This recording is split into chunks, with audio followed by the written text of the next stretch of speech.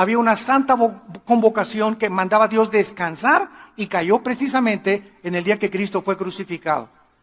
Entonces, ¿quién fue el que puso la tradición de que murió el viernes? La Iglesia romana. Pero esto es antibíblico porque entonces Cristo no hubiera cumplido la profecía de estar 3 días y 3 noches en la tumba. Muy bien, pues vamos a hablar en esta mañana acerca de las resurrecciones, plural, y el juicio final. Vamos a descubrir esta mañana cuántas resurrecciones hay en la Biblia. Dice Juan 5, 28 y 29, Cristo hablando: no se maravillen de esto, porque vendrá hora cuando todos los que están en los sepulcros oirán su voz, y los que hicieron lo bueno saldrán a resurrección de vida, mas los que hicieron lo malo a resurrección de condenación. Vamos por orden. La Biblia menciona aquí 2 resurrecciones. Una resurrección es para las almas o los espíritus que siguieron a Cristo de Pentecostés a nuestros días. Vamos a ver que antes de Cristo de la cruz, los santos del Antiguo Testamento van a resucitar hasta el final de la gran tribulación. En el arrebatamiento, en el rapto de la iglesia, solo de Cristo de Pentecostés, a los que están en Cristo vamos a resucitar. Lo vamos a ver con calma. Pero aquí hay 2 resurrecciones, la de salvación y la de condenación. Ahora, esta resurrección de todos los justos tiene en la Biblia bastantes divisiones, porque vamos a ver que Cristo fue el primero en resucitar. Después, la segunda resurrección fueron los que se levantaron de las tumbas. El día que Cristo resucitó, se les aparecieron a muchos. Después, la tercera resurrección va a ser el arrebatamiento de la iglesia, es la tercera resurrección. Cristo la primera, la segunda las primicias, el arrebatamiento la tercera. Después vamos a ver en la tribulación los 144,000 que van a resucitar. Después los 2 testigos que van a resucitar. Después los que van a resucitar al final de la tribulación y los que van a resucitar al final del milenio, que son los malos, en el juicio del gran trono blanco, que lo vamos a ver, y van a ser juzgados por Dios por toda la eternidad. Muy bien. Vamos a Apocalipsis 20, y hay un versículo que ha puesto de cabeza a la mayor parte de los teólogos. El otro día oí en televisión a un teólogo, de cierto grupo cristiano, que dijo lo siguiente, Apocalipsis 20, versículo 4 y 5. Y vi tronos, y se sentaron sobre ellos los que recibieron facultad de juzgar. O sea, no todos los cristianos vamos a sentarnos en tronos. ¿Qué es un trono? Es un lugar de autoridad, es un lugar de poder, es un lugar de gobierno. Y acuérdense que la Biblia nos muestra claramente que cuando nosotros muramos, va a haber diferentes clasificaciones de rangos, va a haber en la otra vida generales, coroneles, capitanes, cabos, tenientes y soldados rasos entre nosotros. De ahí la exhortación: no se cansen de hacer el bien, no se cansen de sembrar, no desmayen, anímense, porque vuestro trabajo no es en vano. Entonces, estos tronos están reservados para los vencedores. ¿Quiénes son los vencedores? Escúchenme con mucho cuidado: los que comenzaron a conquistarse a ellos mismos. Para que yo pueda vencer a Satanás y al mundo, tengo que conquistarme a mí mismo primero. Y estas pasiones dentro de nosotros, sexuales, de alcoholismo, de drogas, de hacer dinero, de vanagloria, de soberbia, de avaricia, de todas estas cosas, tenemos que hacerlas morir. Y cuando comienzas a hacer morir dentro de ti ese ego que traemos, con el cual tenemos que luchar, y comienzas a matar el ego dentro de tu vida, comienzan a ser un gigante dentro de ti espiritual. Y entonces el diablo, ¿verdad?, no tiene parte contra ti, no hay ninguna forma en la que se te pueda meter. ¿Por qué? Porque estás bajo el amparo y la sombrilla de Dios. El que habita al abrigo del Altísimo I wanna touch your hand so warm, but my heart's a storm. Fear I'll bruise your soul, leave you feeling cold. I crave your sweet embrace, yet I need my space. Think I'll bring you pain, like a heavy rain. I'm poison, I know it. My love can't grow with. You'll suffer if you stay, better off this way. I dream of your eyes every night, but darkness blinds my sight. Afraid of turning gray, you just waste away. I'll be the reason you cry as time passes by. Being with me you'll fall, it's no good at all. I'm poison, I know it. My love can't grow it. You suffer if you stay, better off this way.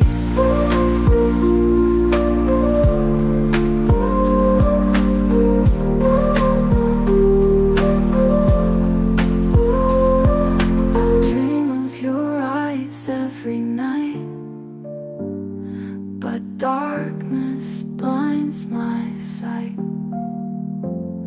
Afraid of turning gray, you just waste away.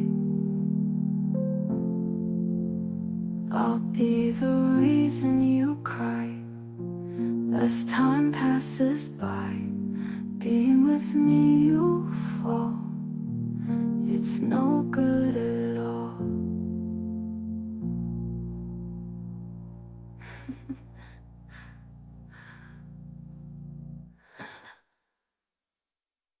I wanna touch your hand so warm, but my heart's a storm. Fear I'll bruise your soul, leave you feeling cold. I crave your sweet embrace, yet I need my space. Think I'll bring you pain, like a heavy rain. I'm poison, I know it. My love can't grow with. You'll suffer if you stay, better off this way. I dream of your eyes every night, but darkness blinds my sight.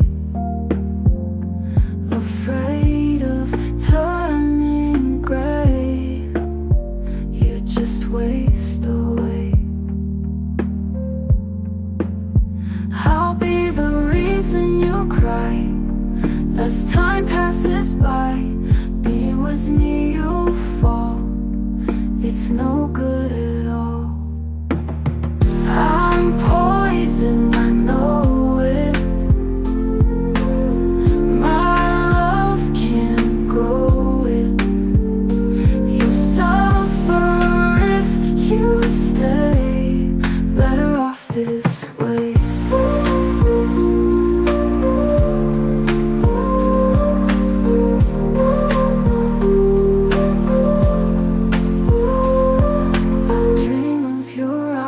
Every night, but darkness blinds my sight.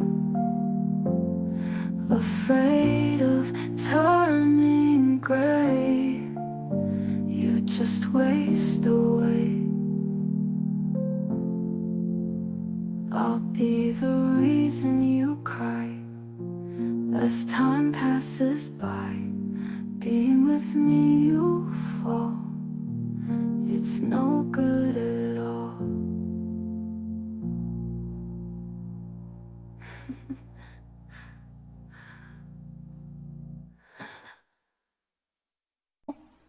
Morará bajo la sombra del Omnipotente. Dicen Hebreos, el que vive cerca de Dios vivirá protegido por Dios. Entonces, cuando nosotros comenzamos a vencernos a nosotros mismos, a vencer la impureza sexual, a vencer la gula, a vencer todos esos pecados, el egoísmo, el vivir para mí, el no importar por la gente, comienza a crecer un gigante espiritual dentro de mi vida.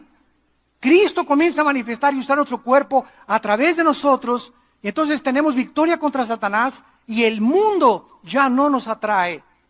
Ya no nos engaña el mundo con las riquezas y la vanagloria de la vida y el aplauso, etcétera, etcétera, porque esta es la parte más difícil a la que se enfrentan los seres humanos. Vean ustedes el proceso. Dios nos sacó, número uno, nos rescata de la esclavitud. Éramos esclavos del pecado. Nos saca de ahí Dios, nos abre la puerta de la cárcel donde estábamos y nos saca. Número dos, nos lleva al desierto de la prueba. Nuestra fe tiene que ser probada. Tiene que verdaderamente, las pruebas manifiestan si eres o no eres hijo de Dios. Si ahorita se te acaba el negocio, o te abandona la esposa, o te abandona el esposo, y te comienzas a hundir, significa que esa fe que tenías no era la fe bíblica. No tenías un cimiento sólido. Estabas parado sobre arena, y vinieron las lluvias y los vientos, y tu vida se fue al suelo, tu casa se fue al suelo, porque no estaba sobre la roca. Entonces nuestra fe tiene que ser probada. Del desierto, una vez que nuestra fe es probada, entramos a la tierra de Canaán. Los judíos no entraron, porque su fe no fue la fe que Dios quería que tuvieran. Les dio agua, les dio comida en el desierto, les mandó codornices, y seguían murmurando y quejándose, y para qué soy cristiano, y para qué me sacó Dios de esto, y siguieron, y ahí se quedaron muertos en el desierto. Y después entramos a la tierra de Canaán, a la abundancia. Dios nos quiere bendecir, nuestra familia, nuestros hijos. Dios no es enemigo que tengas un buen coche, que tengas una buena casa, que tengas un buen trabajo, pero ahí es en la abundancia cuando comenzamos a subir al éxito. Mi negocio prosperó, ya soy famoso, ya soy cantante, ya yo soy deportista, estoy cotizado. Ahí es cuando el hombre llega a la abundancia, cuando no puede manejar el éxito. Ahí es cuando nos descomponemos arriba. Cuando llegamos a la cumbre nos descomponemos. Y ahí están los artistas. Llegan a ser famosos y ya chiquita, tú no eres tan bonita como la otra. Y se casan 3, 4 veces. Divorcios a cada ratito entre los artistas. Los deportistas igual, los cantantes se llenan de soberbia. Los políticos lo mismo. Y dentro de los cristianos no somos diferentes. Solamente hemos sido perdonados por los pecados, pero tenemos que luchar ahora y tenemos el poder para que cuando Dios te quiera bendecir con dinero, con prosperidad, tú estés listo para poder manejar esa prosperidad. Porque no es verdad que Dios quiera darle a todo mundo dinero y hacerlos ricos a todos. Dice la Biblia que si Dios le hubiera dado dinero a muchos de ustedes, hubiera sido una maldición para ustedes.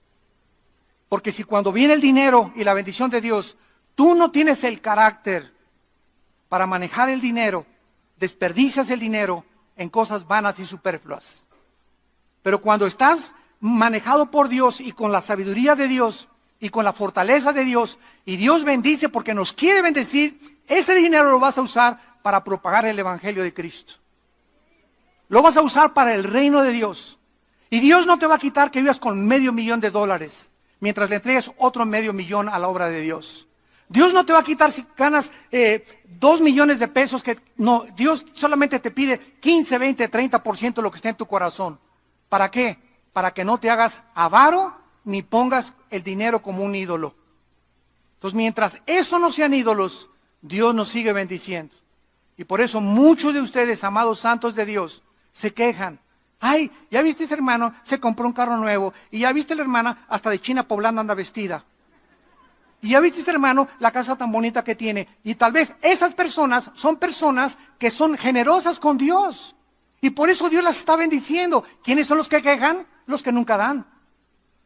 ¿Quiénes son los que se quejan? Los que nunca dan nada a la obra de Dios. Entonces, es importante que entendamos esto. La abundancia es peligrosa cuando no tenemos el carácter para manejar lo que Dios nos da. Entonces, estos tronos de Apocalipsis 24 son cristianos que fueron vencedores, vencieron sus pasiones. Dichoso el varón, dice Santiago, que vence la tentación, vencieron el mundo, vencieron a Satanás, merecen reinar, gobernar por toda la eternidad con Cristo. Y vi las almas, dice, de los decapitados. El anticristo usará la guillotina. Esta palabra decapitados es la palabra hebrea pelequizo, que significa cortar la cabeza. Lo mismo que se usó en la Revolución Francesa con Robespierre, el anticristo va a usar la guillotina, les va a cortar la cabeza. Una vez me preguntaron, oiga, ¿qué forma va a usar el anticristo para matar a los que no reciban la marca del 666? ¿Los va a ahorcar? ¿Fusilar?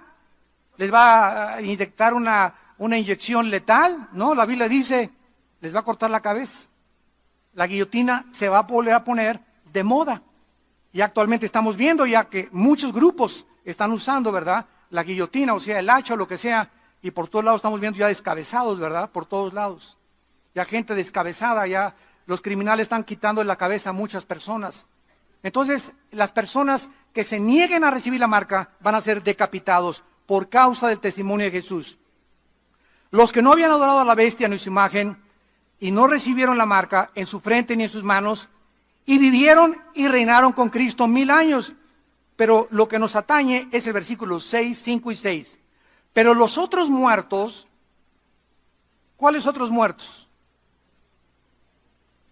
Los otros muertos no volvieron a vivir, o sea, no resucitaron hasta que se cumplieron 1000 años. Aquí vemos que hay una resurrección después del milenio, ¿correcto? Vamos bien. Esta es la primera resurrección y aquí es donde muchos teólogos se han enfrentado, diciendo que el rapto va a ser al final del milenio, que porque aquí está diciendo que esta es la primera resurrección, porque estos muertos van a resucitar después del milenio. Entonces, esto es una muy mala exégesis, o sea, una forma de interpretar la palabra de Dios, porque si es así, entonces la resurrección de Cristo, ¿dónde la ponemos? ¿En tercero, en cuarto, en segundo o en quinto lugar? Vayamos a 1 Corintios 15. Qué importante es trazar bien la palabra de verdad. Dice 1 Corintios 15, versículo 22 y 23. Y es el mismo apóstol Pablo el que nos dice el orden, la cronología de la resurrección. Porque así como en Adán todos mueren, también en Cristo todos serán vivificados. Pero cada uno, o sea, cada resurrección, en su debido orden, porque Dios es un Dios de orden. Hay un orden para las resurrecciones. Cristo, ¿qué lugar ocupa? Muy bien, Cristo ocupa el primer lugar. Cristo fue la primera persona en toda la historia desde Adán y Eva en haber resucitado para no volver a vivir, para no volver a morir, perdón. Antes de Cristo hubo resurrecciones en el Antiguo Testamento. Eliseo resucitó personas. Cristo resucitó a Lázaro, ¿no es verdad? Pero volvió a morir. Cristo es la primera persona que resucita sin volver a morir. Para siempre, Él es la primera resurrección. Número 2, ¿quién le sigue? Las primicias, como lo vamos a ver. O sea, esto era el resultado de la fiesta de los primeros frutos, las primicias de Levítico capítulo 23. Cuando llegaban las personas y ofrecían un manojo, tenían que entregar las primicias al sacerdote. Entonces, cuando Cristo resucita, Él es el primero y le siguen los que resucitaron juntamente con Él. Veamos en Mateo 27. Mateo 27, esta resurrección de las primicias. Versículo 51 al 53. Mateo 27, 51 al 53. He aquí el velo del templo se rasgó en dos, de arriba abajo, y la tierra tembló, y las rocas se partieron, se abrieron los sepulcros, y muchos cuerpos de santos, no todos, muchos, que habían dormido, se levantaron, y saliendo de los sepulcros, después de la resurrección de él, vinieron a la santa ciudad y aparecieron a muchos. Vemos pues que las tumbas de muchos de los santos que habían muerto fueron abiertas, mientras la tierra era sacudida por un gran terremoto, y estos santos se aparecieron a muchas personas.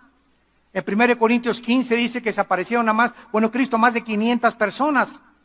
Y este evento no se vuelve a mencionar jamás en el Nuevo Testamento. La resurrección de las primicias después de Cristo, pero es el cumplimiento de la tipología de la fiesta de los primeros frutos que encontramos en Levítico 23, del 9 al 14. Después lo leemos. Muy bien, vamos ahora a la tercera resurrección. Primera de Tesalonicenses, capítulo 4. Ya llevamos dos resurrecciones, la de Cristo y la de los santos, o los primeros frutos. Ahora dice Primera de Tesalonicenses 4, que es la próxima que sigue, la de nosotros. Adiós mundo cruel, ya nunca te veré. Versículo 14, si creemos que Jesús resucitó y murió, fíjense, si creemos, porque si no crees, no tienes esperanza. Si creemos que Cristo murió y resucitó, también traerá Dios con él a los que durmieron en él. Esto significa que la enseñanza de la secta de los famosos testigos de Jehová está equivocada, porque ellos enseñan que después de la muerte estamos en un estado de inconsciencia, porque se usa la palabra dormido. Pero porque se usa la palabra dormido por lo siguiente: cuando yo me duermo y tú te duermes en la noche, nuestro cuerpo descansa y se desconecta del consciente, pero seguimos vivos físicamente. Nuestro cerebro está funcionando y está funcionando nuestro subconsciente, y por eso se usa la palabra dormidos, porque el cuerpo está sin funcionar físicamente, sin ninguna actividad, por eso se llama dormidos, pero el espíritu y el alma están en la presencia de Dios. Si estuviéramos dormidos, entonces Cristo no podría traer con ellos a los que murieron, o sea, a los que durmieron. Esto implica que los muertos ya están con Jesús, no están en el cementerio en el momento que nosotros morimos.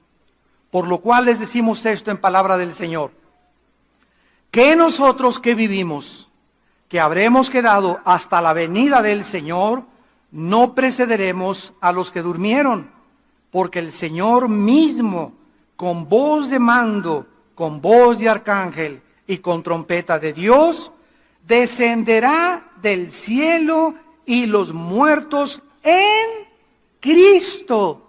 En el Antiguo Testamento nadie había en Cristo. Somos pegados, ligados, identificados, amalgamados al cuerpo de Cristo por el bautismo del Espíritu Santo. 1 Corintios 12:13. ¿Qué es el bautismo del Espíritu Santo? La operación mediante la cual el Espíritu Santo nos coloca, nos hace parte del cuerpo de Cristo. El bautismo del Espíritu Santo se lleva a cabo en el momento de la salvación. Yo he ido a muchos lugares donde nos han dicho: ¿quién quiere recibir el bautismo del Espíritu Santo? ¿Verdad? En ninguna parte del Nuevo Testamento se nos invita a que recibamos el bautismo del Espíritu Santo. Se nos dice en Efesios que seamos llenos del Espíritu Santo, pero jamás en las epístolas se nos invita a que recibamos algo que ya tenemos. Esto sucedió una vez para siempre, cuando recibimos a Cristo, estamos sellados, bautizados, estamos completos, dice Colosenses 2 en él. No, los cristianos no estamos divididos entre los que tienen el bautismo del Espíritu Santo y los que no tienen el bautismo del Espíritu Santo. Si no tienes el bautismo del Espíritu Santo, no eres cristiano. Tan sencillo como eso. Porque lo que nos hace ser cristianos es estar en el cuerpo de Cristo. ¿Y cuando formamos parte del cuerpo de Cristo? Cuando el Espíritu nos bautiza en el cuerpo de Cristo.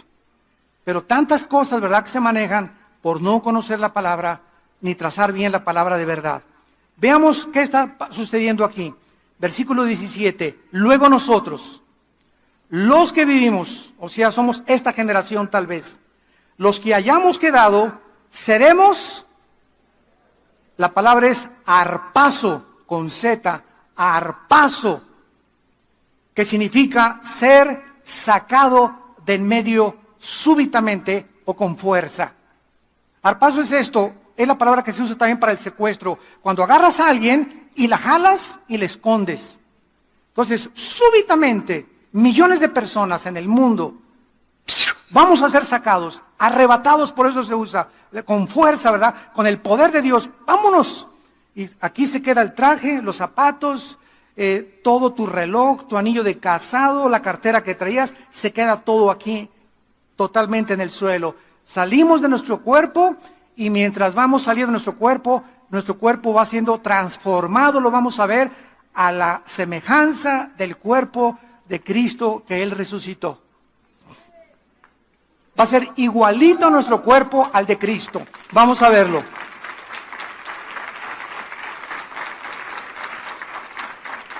El arrebatamiento, Cristo desciende sin tocar la tierra, porque esto es importante también, la diferencia entre el arrebatamiento y la segunda venida de Cristo.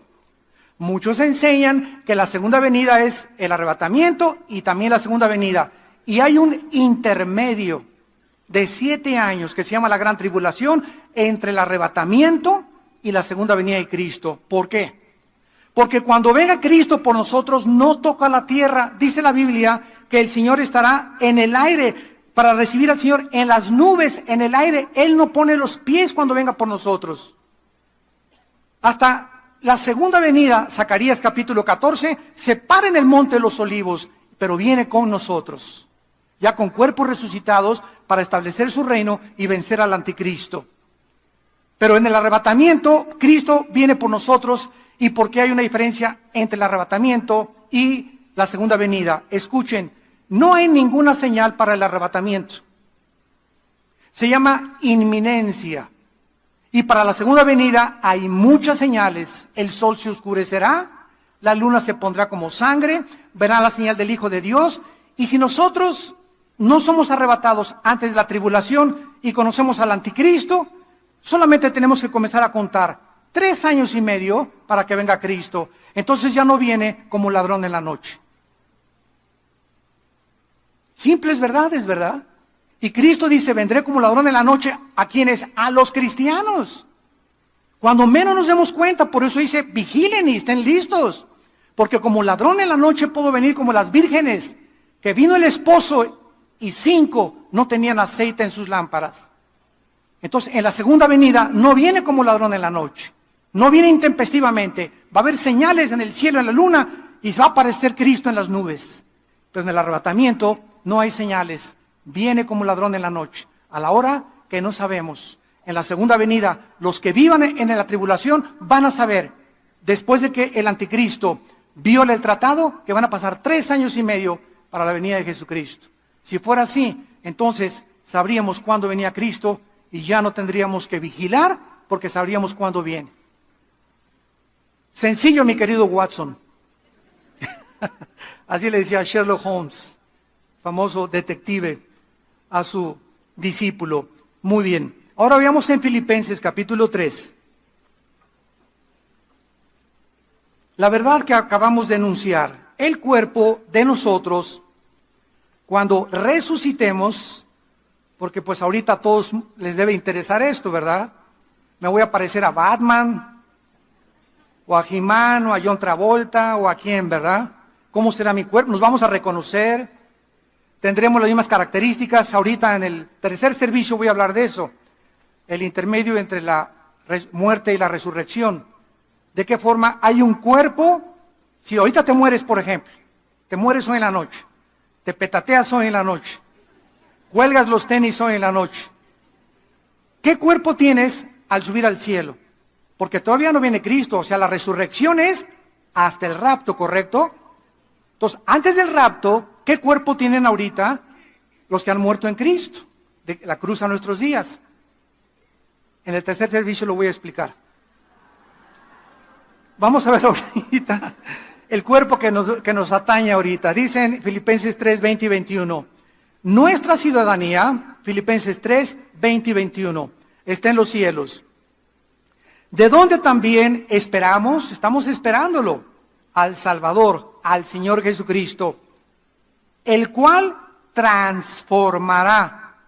Metas schematizo en el griego, metas schematizo, que significa cambiar de forma. Cuando Cristo fue enterrado y a los 3 días resucita, ¿a quién se parecía? Me los voy a ver de la A a la Z. ¿A quién se parecía Cristo cuando resucitó? Él era. Tenía la misma cara, la misma estatura, ¿correcto? Pero su cuerpo había sido transformado. Las características moleculares y celulares del cuerpo de Cristo resucitado ya no estaban bajo las leyes físicas, la ley de la gravedad, la ley de las matemáticas, la ley de la electricidad, la ley del electromagnetismo, de Kepler, de Newton, de todos estos grandes físicos que descubrieron estas leyes, de Galileo, de la primera y la segunda ley de termodinámica. Cristo no estaba sujeto ya a ninguna de las leyes que rigen el universo actualmente y que nos rigen a nosotros. Gracias a estas leyes, los científicos pueden predecir cuándo va a ser un eclipse, cómo puede el cohete que salga de Cabo Cañaveral llegar a la Luna, si la Tierra está dando de vueltas, cómo dispararlo para que llegue exactamente. Todo esto lo calculan por las leyes que existen físicas del universo, las cuales Dios estableció. Entonces, cuando resucitemos, ya no vamos a ser afectados por estas leyes, porque van a haber leyes diferentes. Cristo no, porque resucitó hace 2000 años, cuando estas leyes existían. Por eso Él pudo volar. Lo vamos a ver que ascendió. La gravedad no afectó su cuerpo y nuestro cuerpo va a ser igual al de Él. Lo dice aquí. Muy bien. Nuestro cuerpo va a ser transformado, cambiado de forma, pero vamos a ser los mismos, pero guapos. Y bonitas las muchachas. O sea, si naciste con orejas de papalote, ¿verdad?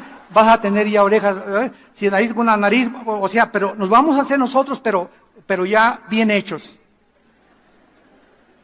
Todos hemos nacido, ¿verdad? Defectuosos. Todos tenemos algo. Alguien quiere ser más alto, más bajo, etcétera, etcétera, menos grasa aquí.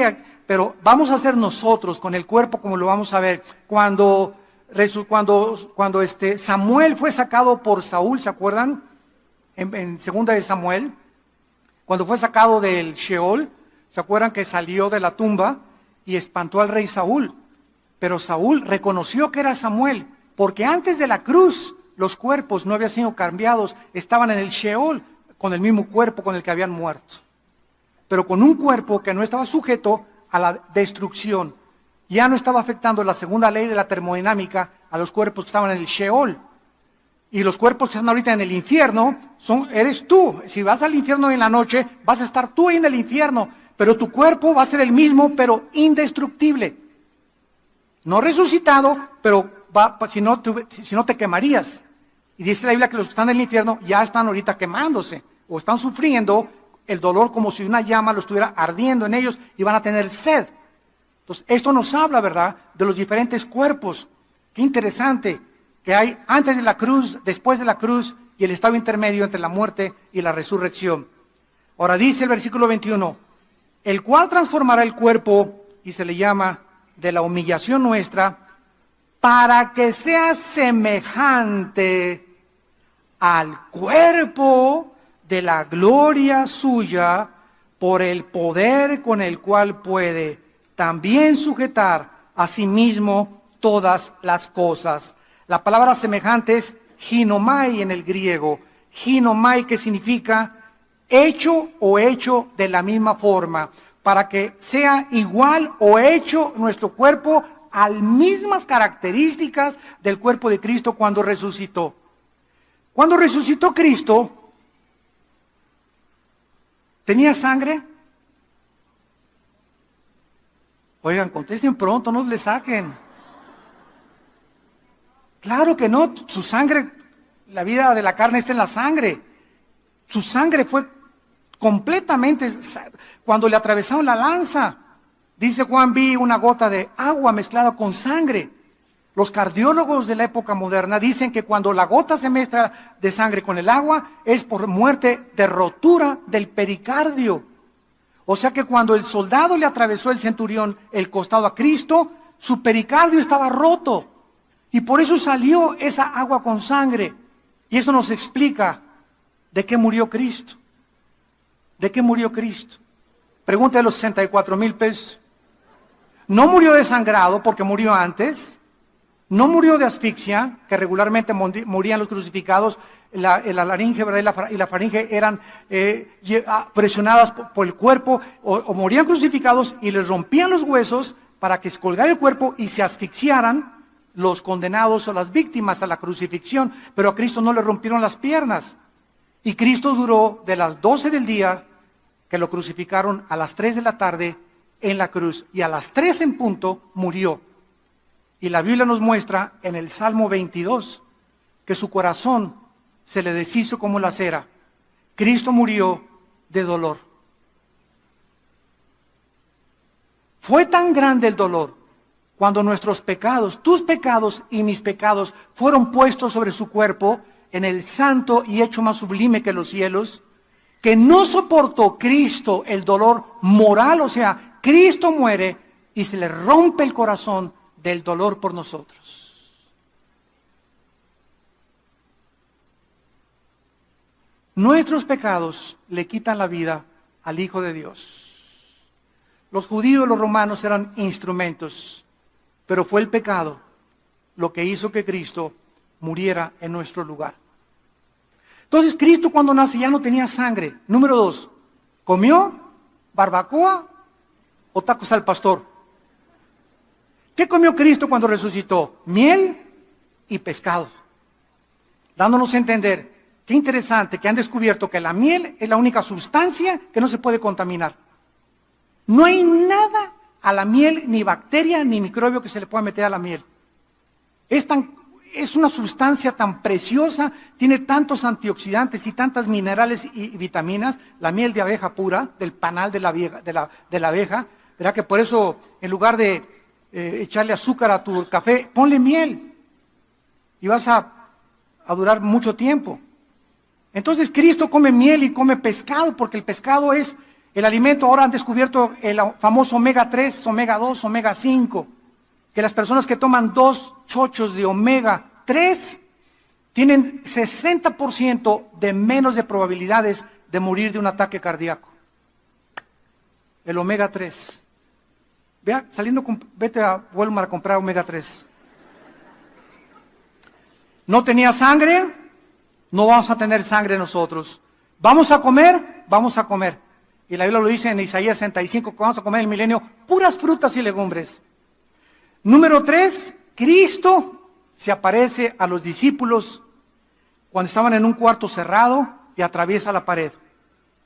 La composición molecular y atómica del cuerpo de Cristo era diferente a la de nosotros.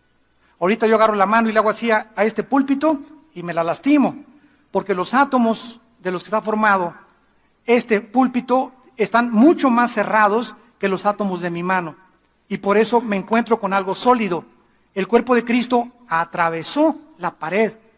Nuestros cuerpos ya no van a tener ninguna cosa que nos detenga materialmente hablando. Vamos a tener un cuerpo, ¿verdad?, que vamos a poder atravesar las paredes. Y número 4 y último, cuando Cristo asciende a los cielos, Cristo sale volando hacia arriba y los discípulos se quedan. Hechos 1 del 6 en adelante, y los ángeles les dicen, este que ven que se va, así vendrá con ese cuerpo muy pronto otra vez a este mundo. Gloria a Dios.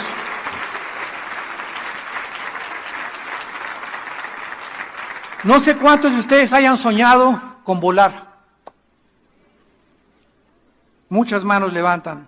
Los demás están contentos dormidos. Pero yo particularmente, yo sueño muchas veces así, que vuelo. Y como que yo puedo dirigir así el vuelo y regreso. Y me hago así, comienzo a volar. Ya hace mucho que no sueño, pero tuve mucho tiempo que soñé que volaba. Bueno, nuestra cuarta característica va a ser que vamos a volar. Ahorita, si quisiéramos ir a la orilla de nuestra Vía Láctea, nos tomarían millones de años yendo a la velocidad de la luz, 300,000 kilómetros por segundo. Y cuando Einstein descubrió la fórmula E igual a mc al cuadrado, que la energía es igual a la masa, o la masa es igual a la energía, dando la teoría famosa de la relatividad, Einstein estaba explicando y postulando que es imposible la conquista del espacio. Nunca vamos a llegar más allá de Marte por el tiempo y la velocidad. Entonces, no tenemos ni idea de lo que estamos hablando cuando la guerra de las galaxias y que vamos a conquistar las galaxias, ¿verdad? Son puras marihuanadas.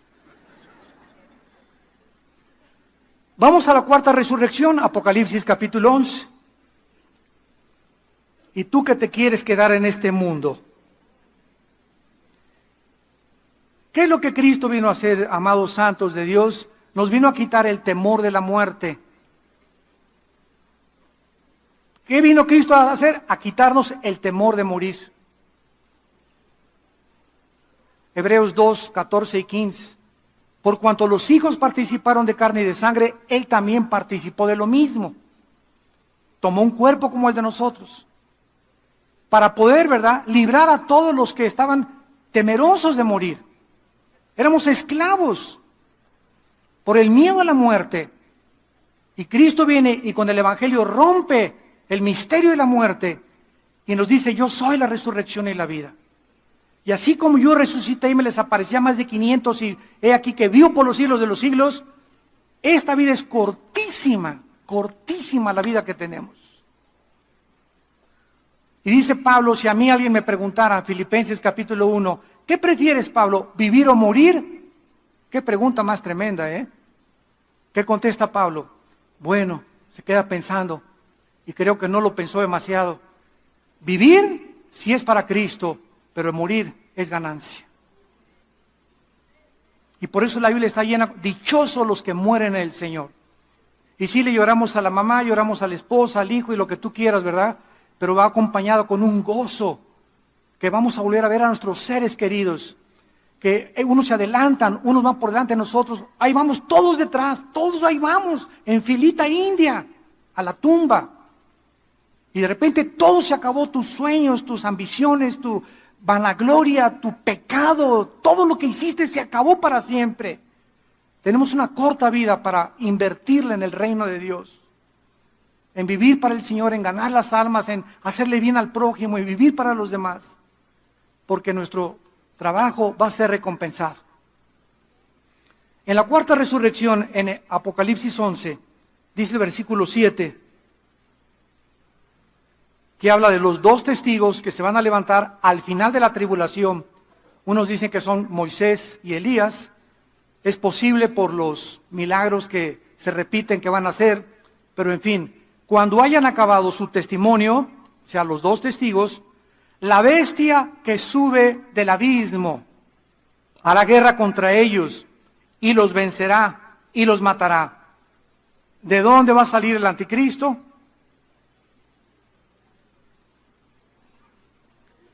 El abismo es la habitación actualmente de los demonios. Los ángeles tienen otra habitación, segunda de Pedro capítulo 2, que se llama el Tartarus, que se tradujo infierno. Hay infierno, abismo y Tartarus. Aquí en este planeta, en el centro de la Tierra, hay 3 compartimentos. Ahí están las prisiones de Dios ahorita, en este planeta. En un lado están en el infierno. En el infierno están todos los espíritus humanos. En el infierno no hay demonios ahorita. Son puros seres humanos que están esperando desde Adán hasta nuestros días ser sacados para el juicio final en el infierno. En el abismo es la prisión de los demonios.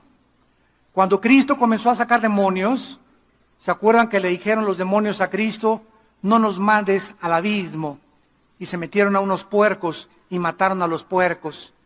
Y el Tartarus, o las prisiones de obscuridad, que es lo mismo, es donde están los ángeles que quisieron pervertir la genética en Génesis capítulo 6, produciendo gigantes de 4 o 5 metros con 12 dedos en las manos y 12 dedos en los pies. Entonces, la Biblia nos muestra que el anticristo es un principado satánico que ocupó algún líder en el pasado. Muchos dicen que fue Nerón, otros que fue Antíoco Epífanes, otros dicen, ahorita la mayor parte de los teólogos creen, que el espíritu de Alejandro el Magno, Alejandro el Magno es un personaje, como ustedes no se imaginan en la historia. A los 21 años Alejandro comenzó a conquistar el mundo, a los 21 años. ¿Quién le dio esa sabiduría, aunque fue entrenado por Filipos y por todos los griegos que tenía? ¿Quién le dio la sabiduría para formar las falanges famosas griegas? Pelearon contra los persas. ¿Cuál es la película del 33? ¿O cómo se llama el 33, no? Que pelean los espartanos, que era un grupo especial que desde chiquitos los trataban de enfrentar con lobos y con todo, para crearles un carácter en contra de la muerte y del miedo, y vencieron casi a más de 15,000 persas en la famosa guerra de las Termópilas. Entonces, los griegos tenían un conocimiento impresionante que Alejandro conquistó en casi 12 años, toda Europa del sur, toda África del norte y casi todo el Medio Oriente. Alejandro el Magno se convirtió en un homosexual, comenzó a fumar hashish y murió a los 33 años en Babilonia, que es actualmente Irak. Entonces, muchos creen que el espíritu que entró en Alejandro va a ser el espíritu que va a entrar en el anticristo. Yo no lo creo mucho, porque cuando Alejandro llegó a Jerusalén, dice la biografía de Alejandro el Magno, que cuando llegó a Jerusalén se le aparecieron 5 sacerdotes judíos vestidos de blanco, y la noche anterior Alejandro tuvo un sueño que se le aparecían esas 5 personas y una voz le dijo: no los toques. Y Alejandro perdonó Jerusalén. Y el anticristo y Antíoco Epífanes no lo perdonaron. Bueno, quien quiera que sea el personaje que este espíritu poseyó antes de que nazca el anticristo, va a salir del abismo y va a meterse en el anticristo. Cristo va a nacer de una mujer. Tiene que ser a fuerza humano. Va a ser un hombre híbrido. Va a ser una mezcla, una perversión genética, el anticristo, entre tal vez animal, humano, con un espíritu demoníaco totalmente desde que nazca. Entonces, esta bestia, este hombre, el anticristo, con poderes sobrenaturales, va a matar a los testigos. Versículo 8, y sus cadáveres estarán en la plaza de la grande ciudad, que en sentido espiritual se llama Sodoma y Egipto, se refiere a Jerusalén. O sea, en Jerusalén, el anticristo asesina a los 2 testigos. Versículo 9, y los de los pueblos, tribus, lenguas y naciones verán sus cadáveres por 3 días y medio y no permitirán que sean sepultados. Por favor, en el versículo 9 de tu Biblia, hazle un círculo a la palabra verán. ¿Cómo es posible que hace 2000 años se pudiera profetizar que vendría el momento en la historia en la que todas las naciones del mundo y los pueblos y las tribus iban a ver el mismo evento al mismo tiempo, si no se hubieran inventado los satélites de comunicación? Aquí están profetizados con 2000 años de anticipación los satélites de comunicación. Todavía el siglo pasado se burlaban de la Biblia.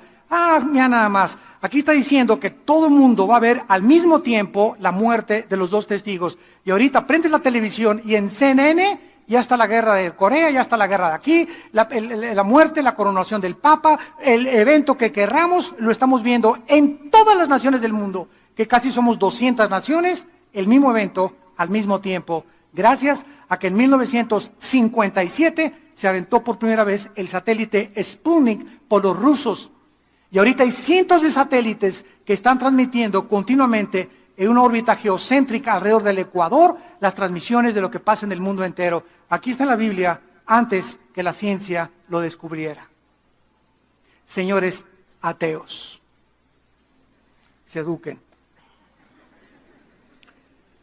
Y los moradores de la tierra, versículo 10, se regocijarán. Todos estarán, imagínense nada más la insensibilidad a la que el mundo se está dirigiendo, a la deshumanización del ser humano, donde cada vez tenemos menos sentimientos los unos por los otros, donde cada vez el ser humano ve al ser humano como un objeto a quien usar y no a quien bendecir, a quien explotar y no a quien ayudar. Se van a estar felices el mundo, mataron a los dos testigos. ¿Y por qué estaban felices? Y se alegrarán y se enviarán regalos, porque estos dos profetas habían atormentado a los moradores de la tierra. El Evangelio de Jesucristo tiene dos efectos: olor de vida para vida, olor de muerte para muerte. Hay gente que yo le he hablado de Cristo y me dicen, el otro día cenamos con mi mamá que cumplió 87 años, por cierto, en su cumpleaños pasado, ahí en Cuernavaca le hicimos una fiesta y fue una señora bien famosa, pero bien famosa, me reservo su nombre, y comencé a testificarle en la mesa, se sentó con nosotros y con su esposo, con mi mamá, y cuando le comencé a testificar, inmediatamente, no me hable de la Biblia, así. No me hables de estas cosas. Yo tengo mis creencias y yo tengo mi filosofía oriental y yo no quiero que me hable de esas cosas. Se terminó la conversación, muchacho. ¿Está bien? Con permiso, discúlpenme. Pero nos damos cuenta que hay gente que le hablas y se enojan. Se sienten atormentados. O comienza a hablar de Jesús y ya vas a comenzar con estas cosas, mejor me voy. Oye, pero estoy hablando de Jesús, no, mejor háblame de... ¿Quieren que mejor les hables de Hitler y para que bailen el jarabe tapatío? Increíble, pero cierto. Bueno, esto va a suceder. Y versículo 11. Y entonces a los 3 días entra en ellos el Espíritu de vida, enviado por Dios, y se levantan sobre sus pies, y cayó gran temor sobre los que lo vieron. Esta es la cuarta resurrección. La de los 2 testigos. La quinta resurrección, Apocalipsis capítulo 7. La quinta resurrección, Apocalipsis capítulo 7. Los 144,000 sellados por Dios. Dice el versículo 9. Después de esto miré una gran multitud, la cual nadie podía contar, de todas las naciones, tribus y pueblos, lenguas, delante del Cordero, vestidos de ropas blancas, con palmas en las manos, clamaban a gran voz diciendo: la salvación pertenece a nuestro Señor que está sentado en el trono. Versículo 13, entonces uno de los ancianos habló diciéndome: estos que están vestidos de ropas blancas, ¿quiénes son y de dónde han venido? Yo le dije: Señor, tú lo sabes. Y él me dijo: estos son los que han salido de la gran tribulación y han lavado sus ropas y las han emblanquecido con la sangre del Cordero. Los 144,000, con una grande multitud, tal vez de personas que ellos ganaron para Cristo, resucitarán en esta quinta resurrección. Esto no es el rapto, ¿verdad? Este evento tendrá lugar después del arrebatamiento de la iglesia. Entonces, la primera resurrección que vimos en Apocalipsis 24 y 5 no puede ser la primera después del milenio, porque la primera fue Jesucristo. Y si comenzamos el orden cronológico de las resurrecciones, nos damos cuenta en qué orden van a ir apareciendo cada una de ellas. La sexta resurrección en Daniel capítulo 12. La sexta resurrección, Daniel capítulo 12. Dice así la palabra de Dios. Entonces, versículo 2. Muchos de los que duermen en el polvo de la tierra serán despertados. unos para vida eterna y otros para vergüenza y confusión perpetua. Los entendidos resplandecerán como el resplandor del firmamento, y los que enseñan la justicia a la multitud como las estrellas a perpetua eternidad. La expresión en Cristo, recordamos, es para los santos de Pentecostés al arrebatamiento. Los santos del Antiguo Testamento no es atribuido a la resurrección de la iglesia. Van a ser dos resurrecciones totalmente diferentes. Y terminamos en Apocalipsis capítulo 20, versículo del 11 al 15, donde vemos la última resurrección, la resurrección de todos ustedes que nos oyen y a través de la televisión, que has querido vivir a tu manera, porque te gustó la canción de Frank Sinatra. Una vez me preguntaron, ¿ya sabe usted cuál es la canción que van a cantar en el infierno? A mi manera. Porque todos los que están en el infierno vivieron a su manera. No, a mí no me enseñes, no quiero los 10 mandamientos de Dios, no quiero hablar de Cristo. Y muy bien, pues vas a pasar la eternidad cantando a mi manera. Porque a tu manera quisiste vivir. Porque el que quiera salvar su vida la va a perder. Pero el que la pierda por causa de mí, la va a salvar. Y tienes esta vida, únicamente esta vida, persona que me escuchas, y a través de la televisión, para que tú escojas y determines dónde quieres pasar la eternidad. Dice Apocalipsis 20, versículo 11.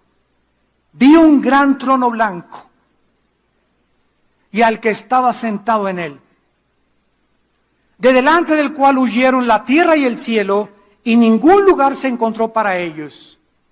O sea, todos los que no han resucitado, desde Adán hasta acabar el milenio, van a seguir ahí en el centro de la tierra y van a resucitar hasta después de los 1000 años, que es la última resurrección, que es la de los malos. Y enfrente de ellos, cuando estén enfrente de Dios, en el trono blanco, este trono no se nos dice dónde va a estar, pero vemos que van a ver cómo la tierra va a desaparecer. Y ahí van a ver que donde tenían puestos sus objetivos, sus esperanzas, donde habían invertido su dinero, en este planeta que está a punto de ser desintegrado, ¿verdad? En el basurero que estamos viviendo ya, que hemos hecho nosotros con el pecado, ahí van a ver que ese planeta que creían que habían puesto esperanza, va a desaparecer para siempre. Con todas sus esperanzas y los sueños que tenían, va a desaparecer para siempre. Enfrente de ellos. Y vi a los muertos, versículo 2, grandes y pequeños de pie ante Dios. Y los libros fueron abiertos, y otro libro fue abierto, el cual es el libro de la vida. Y fueron juzgados los muertos por las cosas que estaban escritas en los libros según sus obras. Noten ustedes que todos los muertos que han resucitado en este juicio, sin excepción, ninguno está hincado. Todos de pie. Se acabó el tiempo de, perdóname Señor. No, aquí ya no hay gracia, aquí ya no hay misericordia, ya tuviste tu oportunidad. Yo no voy a mandar a nadie al lago de fuego, dice Dios. Tú escogiste ir a donde vas a ir cuando tú estabas vivo. Por eso ninguna persona que esté condenada eternamente, Dios no manda al infierno a nadie. Como una señora me dijo una vez, ¿verdad que Dios es bueno y no va a mandar a nadie al infierno? Le dije, amén, amén. Ellos se van solitos. De tal manera amó Dios al mundo que Dios dio a su Hijo unigénito, para que cualquiera de ustedes que en él crea no se pierda, mas tenga la vida eterna. Él que no conoció pecado, por nosotros se hizo pecado, para que nosotros fuésemos hechos la justicia de Dios en él. Mas Dios muestra su amor para con nosotros en que siendo pecadores, Él muere en nuestro lugar en la cruz. Llega el momento, persona y pecador que me escuchas, donde se acabó la oportunidad. No creas que te puedes arrepentir mañana o la semana que entra. Si oyes su voz, hoy es el día que Dios te está hablando. Hoy abandona tus pecados y entrégale tu vida a Jesucristo. Y ahí estamos los muertos de pie ante Dios y se abrieron los libros. y fueron juzgados de acuerdo a lo que estaba escrito. Escuchen, la salvación no es por obras, pero el juicio final será por las obras que tú hiciste. Dios no nos toma en cuenta las obras que hayamos hecho para salvarnos. Y si tus obras fueron como el carbón y tus pecados abortaste 10 veces, asesinaste 50 veces, dime lo peor que has hecho. En la sangre y en la cruz hay perdón. En la cruz hay perdón.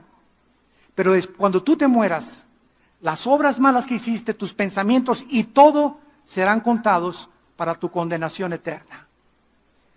Y el mar entregó los muertos que había en él, todos los que se ahogaron en el Titanic, todos los que se han ahogado ahogados o que se los comieron los tiburones, todos los muertos que están en el mar van a resucitar.